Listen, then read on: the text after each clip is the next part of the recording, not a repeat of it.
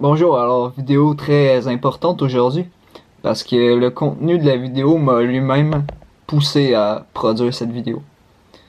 Donc la vidéo s'intitule Comprendre et accepter la singularité de sa courbe de progression. Tout d'abord, le talent, le QI, c'est pas des bons indicateurs du succès que tu vas avoir.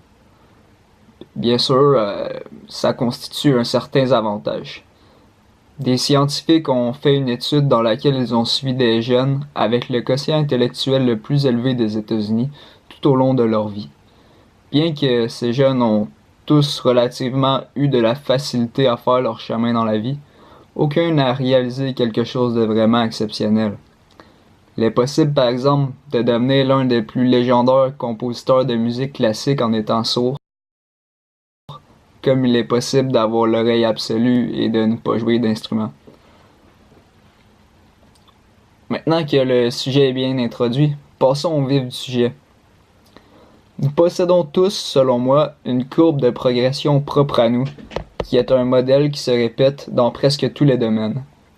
Ma théorie, en fait, est que nous apprenons tous à un rythme très similaire, mais que certaines personnes ont une progression visible, constante, et que d'autres ont une progression similaire, sauf qu'elle n'est pas visible. L'information, la connaissance de comment agir est bien stockée dans leur cerveau, mais elle est inhibée jusqu'au déblocage ultime où tout le savoir-faire inhibé va être accessible d'un seul coup dans une prise de confiance ultime.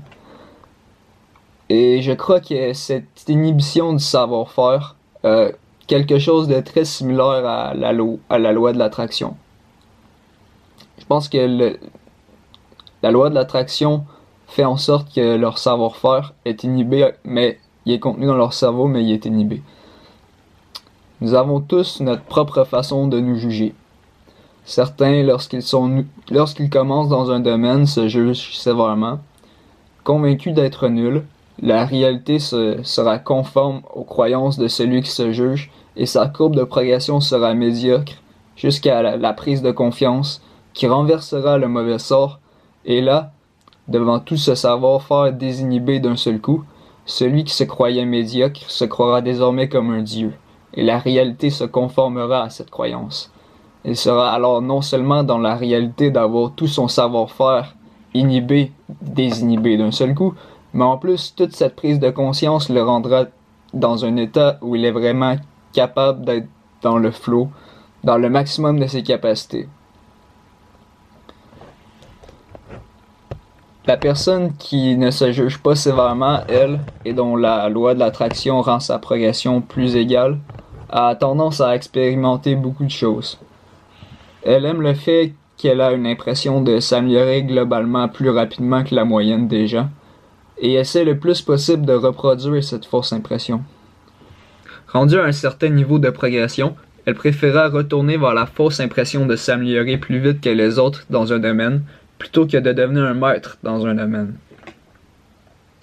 La personne qui se juge sévèrement a beaucoup de mal à se lancer dans de nouvelles disciplines. Elle préfère devenir un maître dans une seule, car elle ne veut pas avoir à vivre ces moments où sa progression sera médiocre, parce que son esprit créera temporairement cette fausse réalité, inhibant le savoir-faire. Le problème de ce genre de personnes est lorsque le domaine dans lequel ils ont acquis le plus grand savoir-faire, car ils sont passés beaucoup d'heures de pratique dans ce domaine, ça correspond plus à ce qu'ils veulent. Pour conclure, pour devenir excellent dans un domaine, il n'y a pas de secret. Il faut pratiquer le plus grand nombre d'heures possible avec le plus d'attention possible.